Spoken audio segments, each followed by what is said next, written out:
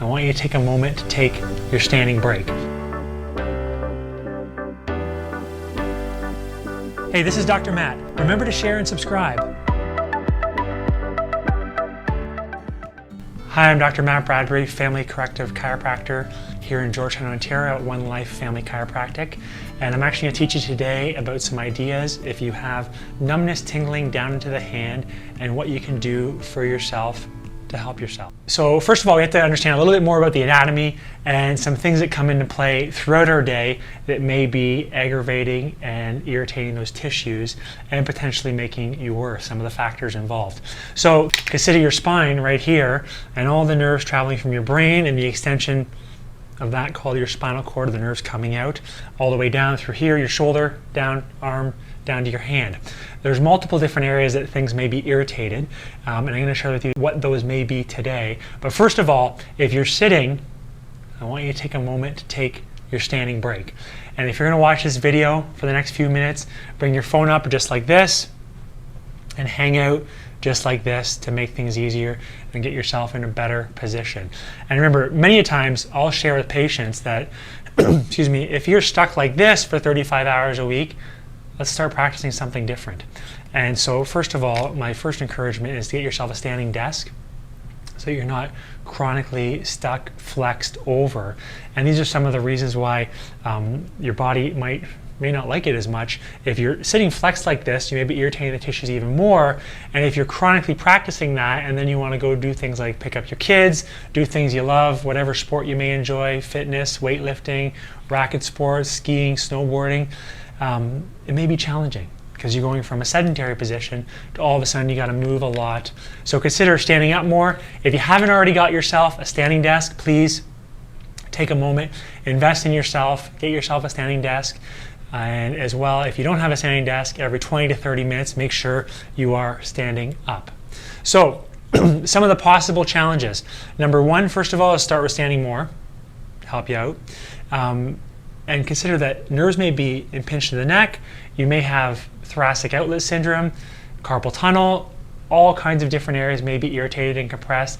I'm going to teach you just a global approach today to help you loosen up that you may find beneficial to helping you work better and playing full out.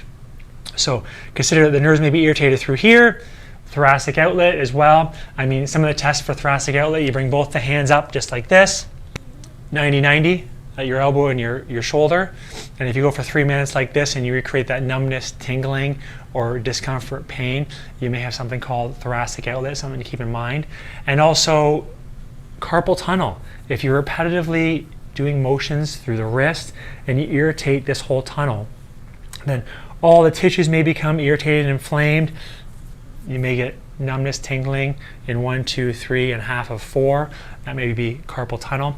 So consider some of those factors as well that chase you all the way up the chain.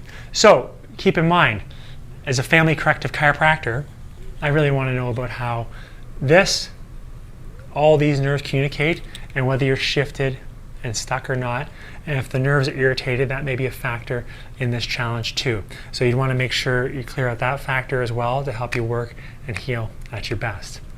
Now, what are some of the things that you can do at home for yourself? Well, some of the things that I like and I share with you day in and day out are just grabbing the ball. And grabbing the ball just like this, you're going to start by placing it just here on your neck. And what you can do is actually just lean into it. And this is something I keep at my desk. Lean into it, breathe, and you may find you have some tight upper back muscles, some neck muscles. All that's all connected. Breathe in 30 to 60 seconds. When it gets a little easier, move to a different spot. You can practice moving the head. If you're leaning into it, your feet are further from the wall, it's going to be harder.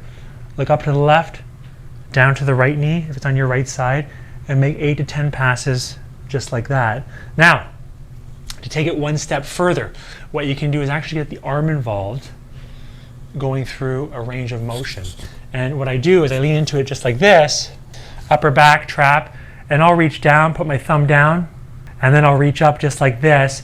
And with this, I'll do 5 to 7 passes. Get into the end range, reaching right to the end. You may find you're really tense and tight, especially when you get to the end. So consider that. I think this is a wonderful, something simple, wonderful that you can do for yourself, keeping the ball or a tennis ball at your desk. Now, when we move to the forward structures, first of all, if I'm thinking all this is tight, I'm going to take the time to actually stretch it more, and not just at 90 and 90, but be a little softer about it and bring your shoulder forward. So what I'll do on the wall, just like this, is just like this, I'll passively move into it, opening up my chest structures, my pec muscles. And with this one, you're going to hang out there for 30 to 60 seconds. Now, if you want to take it one step further, I would even grab the ball just like this, and what you're going to do is lean into it on the wall right here, and you're going to move yourself through a range of motion. So I'll reach up like this, and then I'll let my arm relax. I'll come up, I'll pause at the end range, we're a little bit tender, and let myself relax there as well. And I'll show you, just like this. So I have the ball in between my chest on the wall, and I'm going to reach up just like this, and then I'm going to come down just like this. And again, you can do 5 to 7 passes, up, up, up, up, and then back down. So really simple tool to use, grabbing the ball and going from there. Now, the other thing I'm going to share with you today is actually doing what's called nerve flossing. So what you can do is actually think about the nerve gliding through a tunnel just like this, and just building some compliance. Things that may get really stuck and tight. So what I want you to try is, first of all, the median, the radial, and the ulnar, so 3 of them. And what you're going to do with the median nerve is take it to a place of tension like this. So my hand is here, and loose up here. And then I do the opposites, and 8 to 10 times. Just like this. And when you're extending your wrist, you're putting less tension here, more tension at the end, and thinking about gliding that nerve through the tunnel. Now, one other thing you do is something that's called a nerve tensioner, and you may find this beneficial, taking it to end range just for 30 to 60 seconds. When I'm doing both of them, holding it right just like this. And you may find, I mean, if it aggravates you too much, you get more numbness, tingling, you can back off and just do the flossing. But some people find benefit just to taking it to end range and helping to build some compliance, getting that nerve used to going all the way to tension all the way through the system, through all the fascia, all the tissues and muscles, and doing just like so. So that's the median nerve. Now the radial nerve, you're going to reach down like this, shorter here, longer here. And you'll notice how I drop my hand and then come back up. And 8 to 10 times just like that. Full tension, you're going to see flexed wrist, and pause for 30 to 60 seconds at the other end, hanging out just like so. So that's the radial nerve. And then we have the ulnar nerve. You're thinking just like this. I'm going to reach up and put tension all the way through this nerve that goes into my pinky, just like this. And I'm going to tuck my ear to the right shoulder. I'm going to take tension off the hand, put tension here,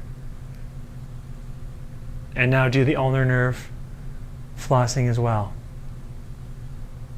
And if you want to do a tensioner, what you can do is actually do one of these, and then put this ear to the opposite side, breathing and hanging out for 30 to 60 seconds. So what you're thinking about is doing the flossing, breakfast, lunch, and dinner. And let's say multiple times a day when you're at your desk, taking a little break to do the flossing, and seeing how you can help build some compliance to help your body just tolerate things more and help loosen up. So consider all those. We talked about a couple of things: different sites of compression, nerve irritation in the neck, thoracic outlet more through here, coming all the way down to carpal tunnel, and talking about a global approach to helping loosen you up so you can get more out of life and help yourself work that much better. So consider all those things, different sites of compression, and also consider the health of your spine and your nervous system. As your family corrective chiropractor, we want to know about how this is moving, the structure of your spine, but also whether or not the nerves are irritated. And the interesting part is as you deal with stress, if you have more stress on your plate, you don't deal with it as well, you may not heal as well. So think about it, when you're more stressed, what are your muscles going to do?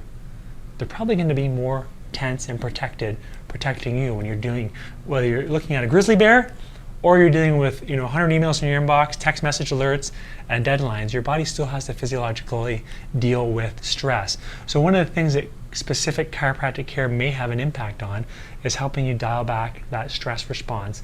And if you help dial back that stress response, you may find in terms of healing and health is improved, and your body can work that much better, and you're less tense and not doing one of these all the time, and your brain's able to adapt to what's on your plate that much better. So consider all the factors in your health. Consider your nerve system, spinal health. Consider the homework I just gave you at home to test out, and then go from there. Like anything, consistency is critical in terms of helping you get the best result when it comes to natural health methods like I just shared with you today. So consider consistency, set yourself with a routine. If you're gonna do it at breakfast time, and then you're gonna do it when you brush your teeth in the evening, brushing your teeth is probably something you already do, so just pair it together and spend 3 to 5 minutes doing your routine. Otherwise, I'm gonna leave you with that today. Thanks so much for tuning in. And as I've shared with you before, I have a big mission in terms of helping people understand their health better and get more out of life, and I simply cannot do it alone. So if you take a few moments just to click share on this video, stick it up to your feed so that someone else may find the benefit just like you did, or grab the URL and send it off to somebody in an email who you know may benefit. I truly do appreciate it. I appreciate you. Hope you're doing well out there. Bye for now.